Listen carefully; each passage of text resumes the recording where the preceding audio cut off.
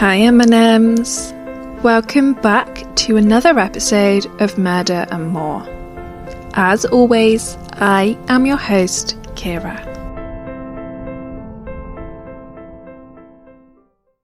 Bournemouth is the epitome of a coastal beach town that can be located on the south coast of England in the county of Dorset. During the summer months, Bournemouth is a bustling town full of tourists from across the UK and abroad. It's also become popular with the younger generation in recent years due to its lively and vibrant nightlife. A survey conducted in 2007 revealed that Bournemouth is one of the happiest places in the UK, and it's completely possible to see why. Bournemouth boasts stunning sandy beaches which are backed by sandy clay cliffs and a temperate oceanic climate, ensuring warm summers and cool winters. Bournemouth is picturesque and peaceful, however this serenity would be shattered when a housewife and mother disappeared without a trace, sparking a 30-year mystery that continues to this day. Carole Packman was an elegant woman. She always looked immaculate, stunning. In her daughter's words, Carole was a, quote, proper lady, end quote. As a person, Carole was quiet, shy, introverted, but always polite. Carole's demeanour was a striking contrast to her husband's, Russell, who their daughter Sam described as arrogant, extroverted, rude and strict. However, despite all of his faults as a person, Sam idolised her father and was a self-proclaimed daddy's girl. Russell and Carole met in Reading in 1965. Due to events that had occurred in his life, he ended up lodging with her parents for a while. A journalist interviewed Carole's mum after she disappeared, who told them that Russell tried to take control of the house and attempted to cause arguments between the family. She also told the journalist that she'd found out that Russell had previously been in prison for GBH. However, by the time she learned this information, her daughter was already head over heels in love with him. He caused so much trouble for Carole's parents, which eventually resulted in them kicking him out, which enraged Russell. He subsequently cut Carole off from her parents, who never even knew when Carole fell pregnant that they would soon have a granddaughter. The couple wed, and Carole gave birth to a daughter, Samantha, before moving to Bournemouth. Despite the seemingly perfect exterior, their relationship was always rocky. By Sam's account, Russell regularly used to beat Carole. In her words, he really liked using his feet and took pleasure in kicking Carole. However, he always used to make sure his hits were in places on her body where no one else could see the bruises he left. Neighbours of the couple, Brian and Shirley, recall that the couple weren't overly attentive towards their daughter. Sam was often left on her own in the house with the dog. Okay. And she had the odd... Whilst they were away? Whilst they were away working. She would go to school and they would go away to work. They also recount a tale Samantha told them. I remember Sam came one day and said, "Oh, Mummy's in the spare bedroom." And she said, "Daddy's got a girlfriend and she's sleeping with Daddy." And off she ran again. The couple took this with a pinch of salt. However, as they would find out later, this was true. Russell had started a relationship with one of his employees, Patricia Causley, who, being 26 at the time, was a lot younger than he was. If this isn't crazy enough, Patricia then moved in with Russell and Carole in the summer of 1983, after she sold her flat. Sam recalled that Patricia was overtaking her mother and felt a lot more comfortable confronting Russell than Carole did. She recalled that when Patricia first moved in, Russell and Carole were still in the main bedroom together, but that it didn't take long for Russell to move out of the main bedroom and into the guest room where Patricia had been sleeping, forcing her to move into the second single bed in Sam's room. Sam was in her mid-teens when this all took place, and due to Patricia's young age, the pair bonded.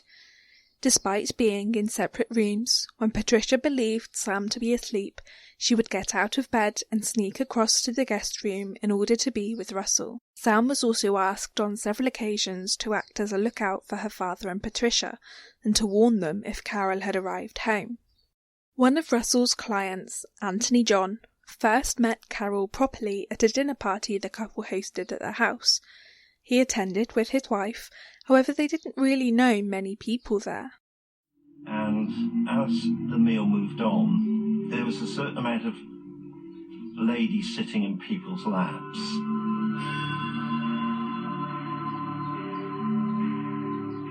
Which was making Linda and I very uncomfortable.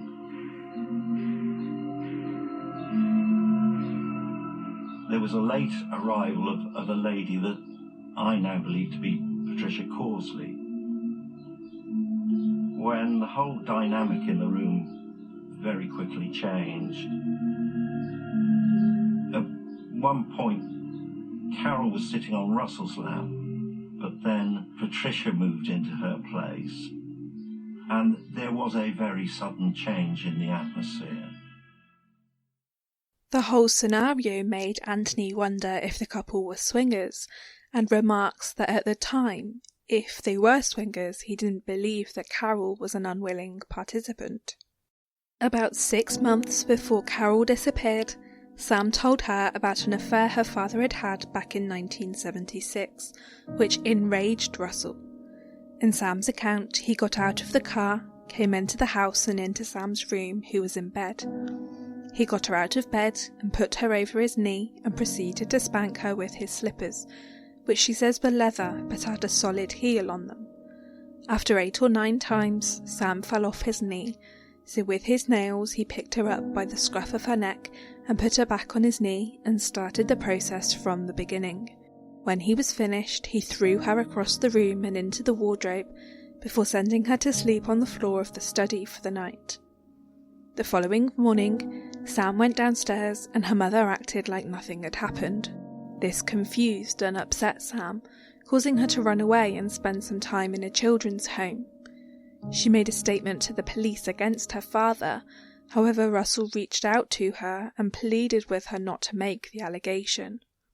He managed to persuade Sam to change her statement, and she returned home in the spring of 1985, where Patricia was well and truly settled in. Sam saw Patricia as a friend, and confesses that she felt more loyalty to her and her father than she did towards her mother, who had started to lose her temper a lot more frequently. The day before Carole disappeared, she visited Brian and Shirley. Well, Carole came to see you, didn't she? Yes. She started telling me that it was dreadful up there, to live, and that Trish was in the way, and she was thinking of leaving. She was worried about the house. Could Russell take the house for himself? And my reply was she should go and see a solicitor. Carole agreed to go to the solicitor. However, little did they know that would be the last time the couple would ever see Carole Packman. The couple now both say that Carole was a very competent woman and suggest there is a possibility that she could have planned her own disappearance, and even to this day they're not 100% convinced that she's dead. Carole went to see Anthony John, the solicitor she'd met at the dinner party. He remembers their meeting well, stating that Carole seemed calm and determined. She told him she wanted to divorce Russell as she no longer loved him and just wanted to move on with her life. Whilst we know she definitely attended this appointment, we have no idea what Carole did afterwards and probably never will. The following day, Sam and her father went up to London on a sightseeing trip. Sam recalls that when they got home that evening, they found a note on the table with her mother's wedding ring on top. The note said, very simply, quote, "I've had enough. I'm leaving, and I'm not coming back." End quote. Sam searched the entire house looking for her mother, and she noticed one of her cocktail dresses on the floor of the main bedroom with all the wardrobe doors open. Russell followed Sam upstairs and told her that Carole would be back. She was just attention seeking. It took Sam and her father 2 months to report her mother missing, and when Russell spoke to a detective, he told them that their marriage had simply broken down. The police issued press releases and searched hospitals. However, the case closed 6 months later because the detective was told by one of the officers that Carole had come into the police station with a teenage girl to inform them that she was alive and well. No checks were carried out, no questions were asked of this woman. It was simply accepted that she was Carole. When Mark Williams Thomas, the journalist turned investigator who presented a 4-part documentary about Carole's disappearance, learnt this information, he phoned Sam and asked if she was the teenage girl with the woman. Sam completely denies that this was her and maintains that she never saw or heard from her mother after she went missing. So if it wasn't Carole, who was it? And who wanted this case to disappear just as quickly as Carole had? After Carole's mysterious disappearance, Sam went off the rails and even spent some time in prison after getting involved with drugs. Despite this, she managed to get her life back on track and eventually ended up marrying and having a son, Neil. Whilst Sam was going off the rails, her father had become somewhat of a storyteller. He told people several different stories about Carole's whereabouts. He told several people that she'd run away with another man, and told others that she went to work in several different countries, namely Italy, France, Germany and Canada. About a year after Carole disappeared, an unknown individual was working in Canada under Carole's name, and as it turns out, Russell was in Canada at the same time.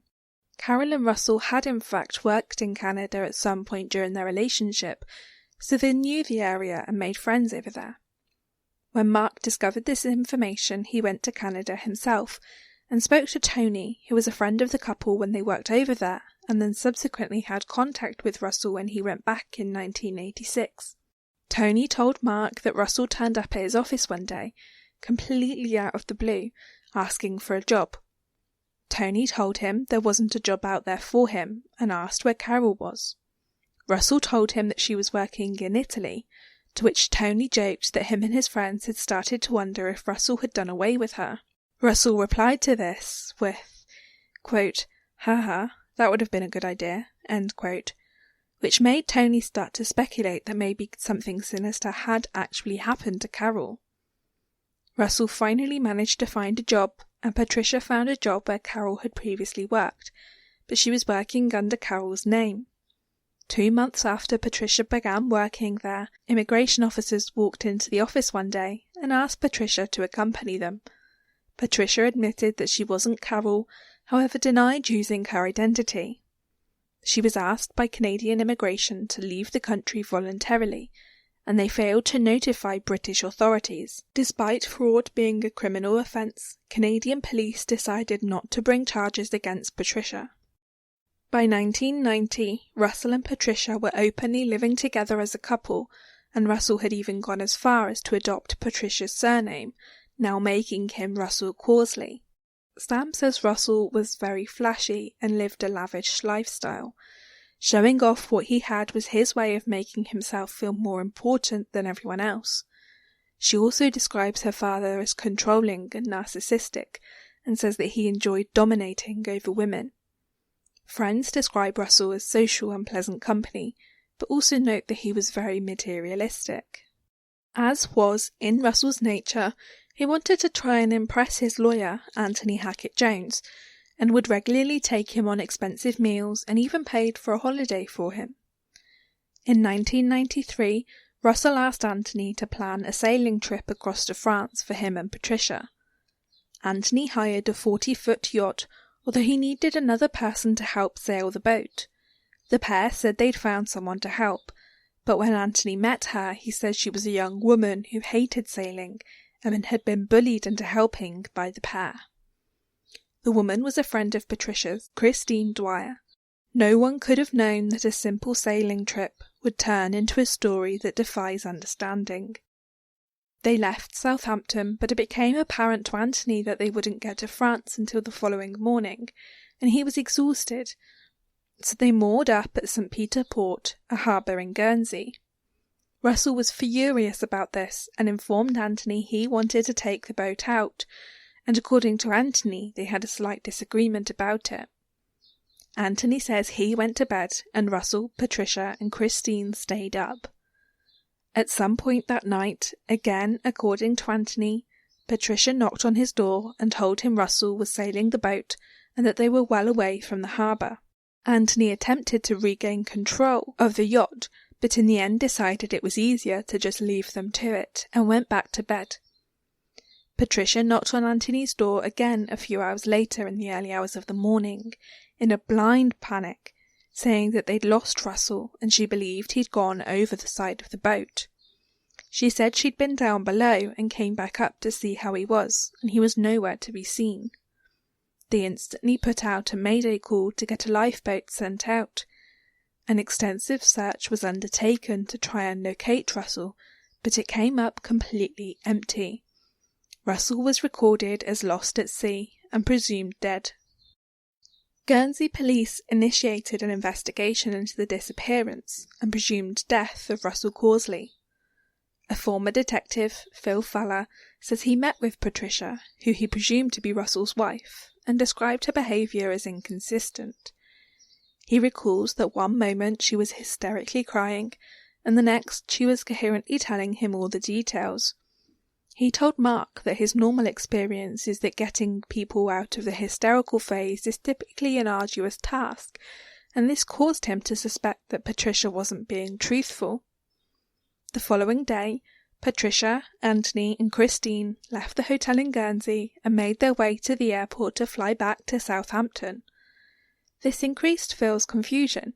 He presumed they'd want an update on the investigation, considering just the night before their partner and friend had mysteriously vanished over the side of a boat. He notified Russell's insurance company and instructed them to inform him if any claims were made in Russell's name. Unsurprisingly, 4 or 5 days later, a claim went in for Russell's life for roughly £800,000. The insurance company instantly initiated an investigation into the claim. Phil Fuller worked closely with the insurance investigator, John Saunders. John told Mark that Russell had proposed for a large insurance policy to cover a sizable mortgage on a property in the West End, which meant Russell was insured from the moment he went on the sailing trip. When he looked into Russell's background, he found that there was not really any sign of wealth, at least not to any extent that he could move to a nice house in the West End. Phil eventually ended up coming over to the UK from Guernsey and assisted John in his interview with Patricia. He recalls her as being confident initially, but as soon as they mentioned the sailing trip and the insurance policy, she became distraught. Phil made some inquiries, convinced that this wasn't all it seemed. From this, he discovered that on the evening the boat left Guernsey to travel towards France, when Russell apparently began sailing the boat from where it had been moored. At 8:20, a guy called Mr. Russell booked a one-way ticket to get on the ferry to travel from Guernsey to Weymouth. Mr. Russell then boarded the ferry at 8:30. Phil was pretty confident that Mr. Russell was in fact Russell Causley. He also strongly believed that Patricia, Anthony and Christine were all aware of what was going on. Mark Williams Thomas noticed discrepancies between Anthony Hackett-Jones' recollection of that evening and the statement he made the following morning. So these are the notes. I mean, would you say, first of all, is that your handwriting? Yes, looks like it. And let me read an extract from your statement. All 4 of us set sail from St. Peter's Port about 21:40 hours on the Wednesday evening. I considered the sea state to be perfect for yachting. About 2300 hours, I retired to the cabin in the bow. I fell asleep almost immediately. I left Russell and Patricia on watch. Sometime during the early hours was woken by one of the two ladies who was extremely agitated. The problem is that is entirely inconsistent with the account you've given me in terms of leaving the harbour. Yeah. Why? False memories. Well, that's your account, Yeah. isn't it? I mean, that's your account At the made the time. following day. Yeah. I'm amazed because I've been 20 years thinking completely different series of events. I can't believe that you wouldn't have known you sailed the boat out of the harbour. It's been blanked from my brain because I have no recollection of it. Mark also pointed out that Anthony's statement states that they left the harbour at 21:40 and that there were 4 people on board. However, we know that Russell had already boarded the ferry over an hour earlier. Anthony maintains that he does not recall much of that night, but admits that from the statement he made to the police the following day, he must have known the plan all along. By this point, Phil Fowler and John Saunders were both pretty much convinced that this was a fraud case, so they set up surveillance on Patricia in Bournemouth. However, unbeknownst to them, they were looking in the wrong place. Where they should have been looking was Brighton. Mark spoke to a former guest house owner who said that he had someone staying there at the time Russell supposedly went overboard, claiming to be a writer called James Ellison. Mark showed the guest house owner a picture of Russell and asked if he recognised him, and the man was able to identify him as James Ellison, who we now definitely know was Russell Causley. He then told Mark that James didn't come alone, and that he actually had a friend and a lady with him. Mark subsequently showed him a picture of Patricia, and he identified her as the woman with James. He then showed him a picture of Anthony Hackett-Jones, and he was able to confirm that this was the man with James Ellison when he booked the accommodation. Eventually, the fraud case got handed over to the police who surveyed Patricia. One day, they watched as she walked into a pub and met with a man who was presumed dead, Russell Causley. This proved that she knew that he hadn't gone overboard that night, and proved that they'd attempted to commit massive insurance fraud. Russell was prosecuted for attempting to defraud insurance companies and pleaded guilty. He was sentenced to 2 years in prison, and Patricia was given a 12-month suspended sentence after pleading guilty to her part in the scheme. Anthony pleaded not guilty, however was convicted for his part in the plan and was jailed for 3 years, although he maintains his innocence. No action was taken against Christine Dwyer. Anthony Hackett-Jones has since admitted to Mark that he had contact with Russell after he faked his death, and that he now accepts his guilt. Guernsey police began scrutinising every aspect of Russell's life, and found that he was married and that his wife had disappeared. For me, it seemed odd that a mother would not make contact with her own daughter in that period of time, and I'm starting to look more into where Carole Packman was. And what did you find out? As the months went on, I was more and more convinced that she no longer existed. 8 years after she went missing, the police finally wanted to know where Carole Packman was. Phil interviewed Patricia about Carole's disappearance, and she told him various places where she thought Carole may have been working, although he had already made inquiries into all of these places and confirmed that Carole was not working or living in any of them. He then asked Patricia directly where she believed he could find Carole, and Patricia replied, quote, "To be honest with you, Sergeant, I don't think you will ever find Carole." End quote. In this interview, she also contradicted herself and told Phil that she had seen Carole alive in Canada and Germany in 1990, 5 years after Carole disappeared. Once Phil was convinced something sinister had happened to Carole, he turned the case over to Dorset Police, and they began a proper investigation into her disappearance. Tony Knott, a detective for the Dorset Police, said that the investigation was originally just dotting the I's and crossing the T's, until they spoke with Sam, who revealed a more sinister relationship between Russell and Carole. He said that the more he dug, the more concerned he became and just wanted to find her, or at least find out what had happened to her. Mark spoke to another detective from Dorset Police, Paul Donnell, He said that they were unable to find any trace that Carole was alive at all after she disappeared. They said she had a solicitor's appointment and a doctor's appointment, both after she went missing, that she failed to turn up to. Police decided they needed to prove that she wasn't alive. They visited Russell and Patricia to find out what they knew about Carole's disappearance and her current whereabouts. He told them, as he told several others, that she'd moved to Germany. The police asked Russell when the last time he had contact with her was, and he tells them that it was in 1991 when he'd received a letter from Carole. When they asked him if they could see this letter, he told them he'd destroyed it, as he simply didn't think anything of it. Mark located and was able to speak to one of Patricia's ex-boyfriends, who she was dating whilst in a relationship with Russell. He says that Russell had introduced him to Patricia when they shared a cell together in prison, where Russell was serving the 2 years for insurance fraud.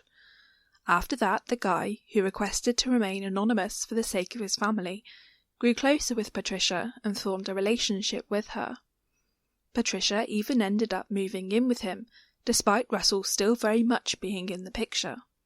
He said that Russell was very intelligent, but he was also vain and had a bad temper. He told Mark that Patricia began to confide in him and shared secrets she had with Russell. She told him about her working in Italy, Germany and Canada, and about her being kicked out of Canada. She also told him that she'd travelled to Italy with Carole's passport, wearing a blonde wig. He said that 5 years after Carole went missing, the couple decided that they wanted to sell the house. Patricia visited a lawyer, pretending to be Carole, in order to sell her share of the property. Mark spoke to this solicitor, who said that she originally spoke to Carole on the phone, who told her that she was working abroad, that she was amicably separated from her husband, and that she was emigrating to Canada. On the 4th of July, Carole went into the office, and the solicitor's secretary witnessed her sign over the deeds. At this meeting, no identity was asked for in order to prove that this woman was definitely Carole. The solicitor told Mark that nowadays the money laundering regulations would never allow that to happen, and that they'd have to see a passport and proof of address. Patricia's ex-boyfriend corroborates that it wasn't Carole who went into the office by telling Mark that Patricia had told him that she was the one who went into the office and signed the deeds over to herself. He was confident that she did this because she knew Carole was no longer alive. A handwriting expert was asked to analyse a known signature of Carole's from before she went missing and to compare it with the signature on the document from the solicitors. The handwriting expert immediately said that there wasn't a chance that they were the same signatures. She pointed out the main differences between the two. Carole's capital C loops a lot more than the one in question. In Carole's, her A in Packman is connected to and forms part of the K, whereas in the one in question it joins up with the C next to it. Carole's M and N are very straight, whereas in the signature in question the letters are much more curved. She said that there are a minimum of 14 differences between Carole's signature and the forged one. She then analysed the forged signature next to a known sample of Patricia's handwriting and concluded that she was fairly confident in saying that it is not Carole's signature on the document and that it was Patricia's attempting to falsify Carole's. Despite all of this evidence, charges have never been brought against Patricia for pretending to be Carole. 9 years after Carole went missing, police pushed a national publicity campaign appealing for information, which led to a few people coming forward. An inmate that had been in prison with Russell informed police that Russell had told him that he believed he was being arrested for something a lot more serious than insurance fraud, and mentioned that he had to get rid of his wife. According to the inmate, Russell also told him that he got 2 men to dispose of her body in a cemetery. Another inmate came forward and told police that he'd had a discussion with Russell about getting rid of his wife and about disposing of a body in acid. Police felt this was all enough evidence and arrested Russell in August of 1995 on suspicion of the murder of his wife. Patricia was also arrested at the time for conspiracy to murder Carole. When they initiated the interview, police were informed by Patricia's solicitor that she had nothing to say and that she would give a no-comment interview. They were both let out on bail while legal advice was sought from the CPS. Russell was subsequently rearrested a few months later and officially charged with Carole's murder. Police then searched the house to see if they could find anything that could help them locate Carole or her remains. Instead of finding anything relating to Carole, they instead found evidence of, in their words, strange sexual behaviour. Russell owned a lock-up garage in Kent, and it was here that they found a lot of pornographic magazines, with the majority of them being about domination. They also found a photo of Russell dressed up as a baby. They looked back at Russell's medical records and found that one doctor had labelled Russell as a sexual deviant years earlier. Russell's trial date was set for the 2nd of December 1996. However, as they got closer to the date, they still had no idea where Carole was, and they knew that it would be a tough case to win without any physical evidence. However, they still went ahead with the trial as planned. The jury found Russell Causley guilty of the murder of Carole Packman, despite a body never being recovered, and he was jailed for life. He won an appeal where his conviction was quashed as some of the evidence that the prosecution had brought in was called into question. A new trial took place, but once again Russell Causley was found guilty of his wife's murder. At the second trial, Lady Justice Hallett told Russell that he and Patricia were a, quote, wicked pair, end quote.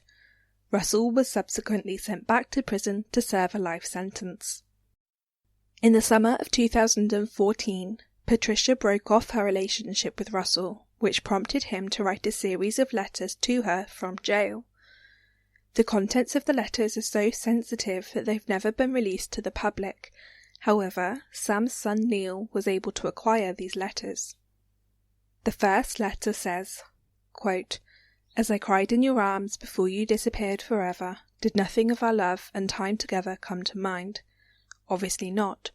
I held you for that final time and begged and pleaded for you not to do this to me, and nothing. I longed to just hear your voice." End quote. At the bottom of the second letter is a poem. Quote, "Rock-a-bye baby on the treetop. When the wind blows, the cradle will rock. When the bough breaks, the cradle will fall. Down will come baby, cradle and all. Trisha, you were the wind and I was the bough. Only you could have broken me and everything with it." The third letter was a confession. Quote, "I think Carole was killed on the Sunday afternoon. I am not at all sure what month, but it was summer, and that day and the days that followed were all warm and dry. Carole was coming out of the small bedroom that we used as an office.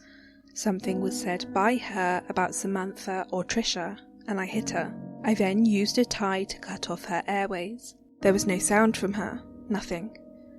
I went down to the kitchen. I was in shock and shaking. Wrapped it up in 2 blankets taken from the airing cupboard in the small bedroom, carried the body down the steps, out of the house in broad daylight and placed it in the garage.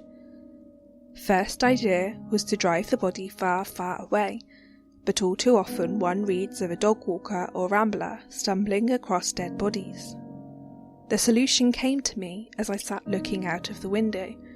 I had piles of pine logs and very often had fires. I would burn the body. There was, after 3 days of keeping the fire going, no obvious residue. Nothing. It took a week for the ash to go completely cold. I then took every last scrap of ash away in buckets and threw it all over the place, sometimes many miles from home. I then planned on how it would look like Carole had simply had enough. Trisha was working up in London, and I suggested that Samantha and I go up for a sightseeing trip. In the morning, Samantha, like most teenagers, was still half asleep. All I had to do was run back into the house under the pretext of having forgotten something and throw the prepared clothes around the main bedroom. It all took less than 2 minutes. I had left a letter reporting to have been from Carole on the kitchen worktop. It all worked." End quote. At the time, the police didn't believe this story, based on the fact that they didn't believe Russell could have burned the body on a domestic bonfire. To finally answer this question, Mark spoke to a fire investigation expert in America who stated that it is in fact possible to burn a body over the course of 6 to 12 hours, with the remains being reduced to bony fragments. The expert said that pig carcasses have been used lots in forensic testing over the last 50 years.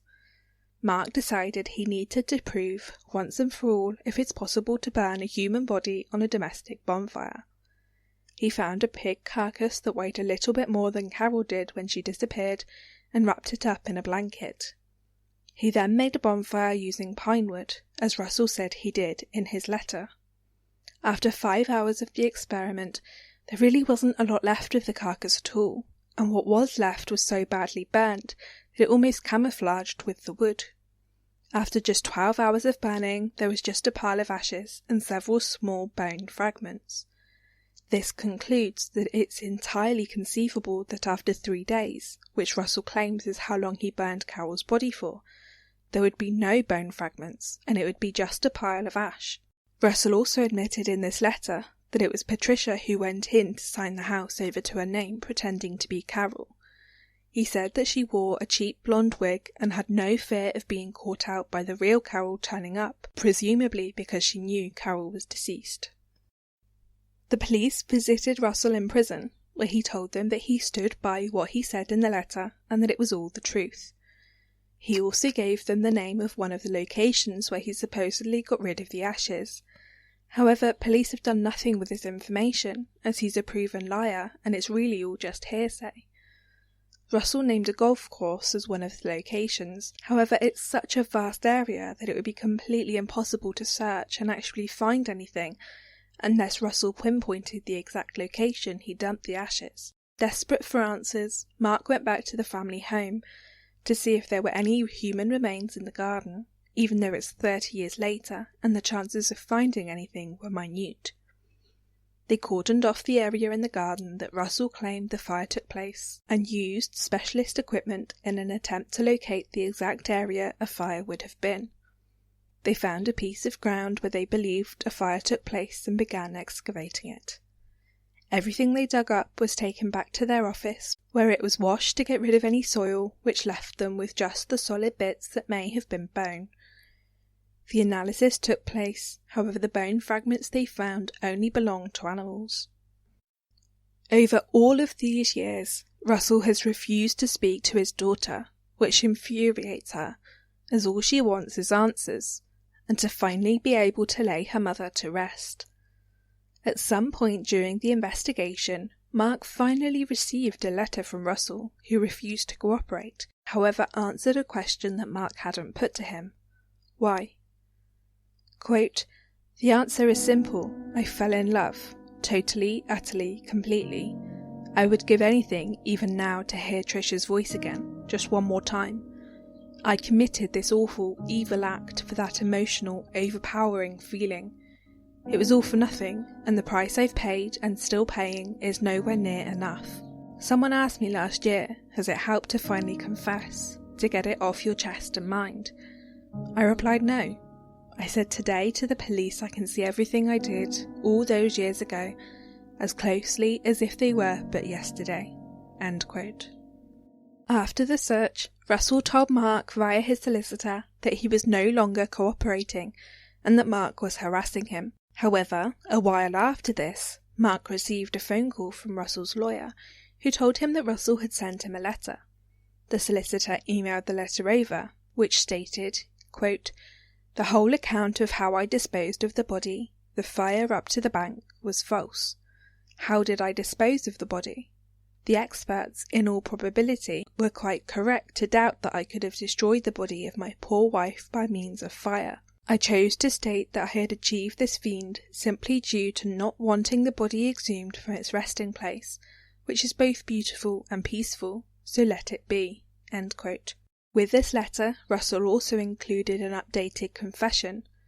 In this, he claims that Patricia was involved in the murder and that they planned it together, although there is no evidence to corroborate these allegations. After this letter, and after Mark had sent several letters to Patricia, all of which had gone unanswered, Sam's son told him that Patricia's solicitor had asked the police to re-interview her under caution. Mark spoke to a detective inspector with Dorset Police who also received the updated confession letter from Russell's solicitor. He told Mark that they had interviewed Patricia twice, however they were unable to take any legal action against her. He told Mark that the CPS made this decision based on the fact that Russell is a convicted fraudster and has constantly refused to cooperate properly with the new investigation. In these interviews, Patricia completely denied any involvement in the murder or disposal of the body. Mark put the allegations to Patricia, who again denied any involvement, but also says she had no idea until their breakup in 2014 that Russell had committed the murder, and that if she'd known, she wouldn't have continued their relationship while he was in prison. She says he's simply hitting back at her because she doesn't want to resume their relationship. And that's basically where the story ends. I know that last year there was a lot of talk about moving Russell to an open prison, however Sam and her son strongly fought against this. In November of 2018, the Secretary of State for Justice decided against the parole board's suggestion to move him, and that's really where this case stands. Russell still refuses to tell his daughter where her mother's remains are, and Sam insists that she doesn't want him released from prison until he gives up this information. Personally, it's my opinion that Carole was murdered by her husband and that Patricia, most likely, if not involved, knew what Russell had done. If anyone listening knew Russell and or Carole, even Patricia, at the time, or your parents or grandparents or a friend of the family knew the couple, and you or they know anything about what happened to Carole Packman, or where her remains may be, please inform the police on 101.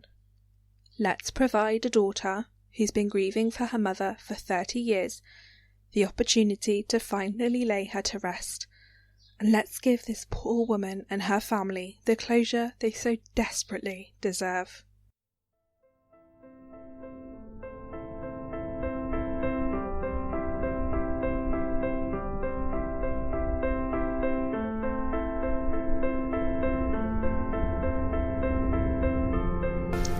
Thank you for listening. Don't forget to head over to Apple Podcasts to leave a rating and review, and Patreon to consider becoming a patron of Murder and More. To interact with us, you can follow us on Twitter and Tumblr at Murder and More, Instagram at Murder and More Pod, and Facebook at Murder and More Podcast.